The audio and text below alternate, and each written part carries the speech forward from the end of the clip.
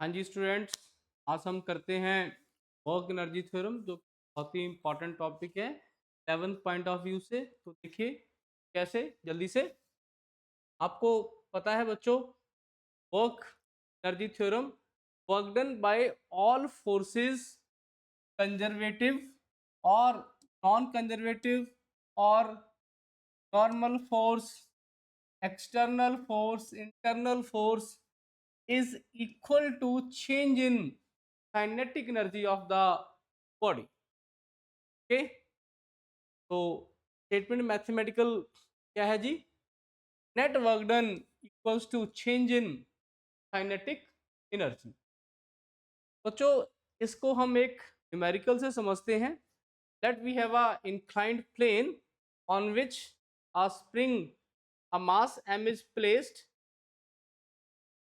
and initially it is at rest, और u कितना है इसका? 0 है जी। एक स्प्रिंग इसमें अटैच है, तो सरफेस रफ है जी यहाँ पर, और म्यू क्या है जी यहाँ का? Coefficient of friction. तो हमने ये देखना है कि अगर मैं इस मास को यहाँ से छोड़ता हूँ तो ये मास हाइट की वजह से, पोटेंशियल एनर्जी की वजह से नीचे आएगा और इस स्प्रिंग को दबाएगा। तो कौन कौन सी फोर्सेस लगेंगी और कितना वर्क होगा, न्यूमेरिकली इस बात को समझते हैं जी।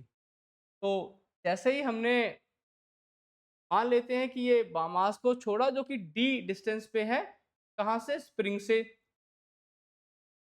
और बेटा अल्टीमेटली क्या होगा? ये जब मास इसके पास काइनेटिक एनर्जी है, इसने जाकर इस स्प्रिंग को दबा देना है, देखिए आप, और फाइनली रुक जाना है। तो इनिशियल वेलोसिटी भी जीरो और फाइनल भी जीरो, तो चेंज इन काइनेटिक एनर्जी क्या हुआ? ये जीरो आएगा। अब देखते हैं इसमें कौन कौन सी फोर्सेस इन्वॉल्व है बेटा। तो ये क्या लग रहा है इसका? नॉर्मल। वेट कहाँ लग रहा है? mg, नीचे की तरफ लग रहा है। ओके, और क्या कुछ लग रहा है बच्चों? ये एंगल अगर थीटा है तो एंगल क्या बन जाएगा? ये थीटा बन जाएगा। कंपोनेंट क्या बन गया? mg cos थीटा बन गया बेटा, और ये क्या बन गया? mg sin theta. तो इसको mg sin थीटा नीचे लेके आ रहा है, ठीक है। तो समझते हैं बच्चे कि ओवरऑल ब्लॉक है वो कितना मूव किया। ब्लॉक मूव किया है d+x, तो work done by weight, normal reaction, friction, spring, सब equals to change in kinetic energy जो जीरो है। अब mg को देखिए, इधर फोर्स क्या लग रही है? mg sin थीटा, और डिस्प्लेसमेंट कितना है?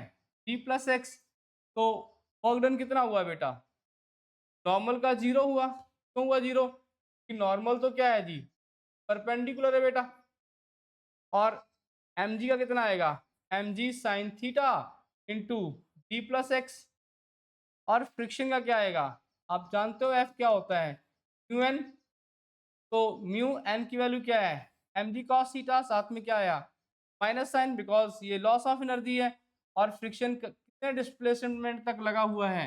आंसर है जी d+x। और क्योंकि यहाँ पर स्प्रिंग दब गया है, स्प्रिंग दब गया है, तो स्प्रिंग फोर्स है जो कहाँ लगेगी? बाहर की तरफ लगेगी। तो स्प्रिंग फोर्स कितना काम करेगी? -12 kx²। तो इन सभी का सम, इन चारों का sum, it must be equal to zero. इस तरह आप कोई भी न्यूमेरिकल सॉल्व कर पाओगे, और इसका डेरिवेशन बिल्कुल आसान है स्कूल गोइंग बच्चों के लिए। कि पहले है, अगर f तुम्हारा कांस्टेंट है तो इक्वेशन ऑफ मोशन से काम चल जाएगा। ले लीजिए v² - u² क्या है जी? 2s। और बहुत सिंपल है जी, सिंपल, इसको आप हाफ m से मल्टीप्लाई कर दें। जैसे ही आप इसको हाफ m से मल्टीप्लाई करेंगे, आपके पास क्या आ जाएगा? Half mv² - half mv² equals to fs। और ये बन गया change in kinetic energy equals to work done. Clear? जल्दी से देखते हैं कि अगर ये फोर्स कांस्टेंट ना हो तो क्वेश्चन कैसे आपको आंसर देना है। अगर f क्या है तुम्हारा? वेरिएबल। बहुत अच्छे। तो हम यूज करेंगे कि स्मॉल वर्क डन क्या होता है? ये f into small displacement dx, या f dx। अगर एंगल जीरो है जी cos 0 1 हो जाता है। तो एफ होता क्या है बेटा, एम इंटू ए, और ए की वैल्यू आएगी बच्चों M DV by D X, A की value V into DV by D X, into D X याद करना है आपको, डी एक्स से डी एक्स कट गया, तो स्मॉल वर्क डन कितना आ गया जी, M V into D V, total work done कितना हुआ जी, अगर आपका इनिशियल वेलोसिटी यू है और फाइनल वी है, तो वर्क डन डब्ल्यू क्या आएगा, एम पावर में एक जोड़ दीजिए, पावर से डिवाइड कर दीजिए, upper limit V lower limit U, और बहुत ही फास्ट तरीके से आप प्रूव कर सकते हैं, half M V square minus half M square, the famous work energy theorem. उम्मीद करता हूं बच्चों आपको ये पसंद आई होगी। Thank you.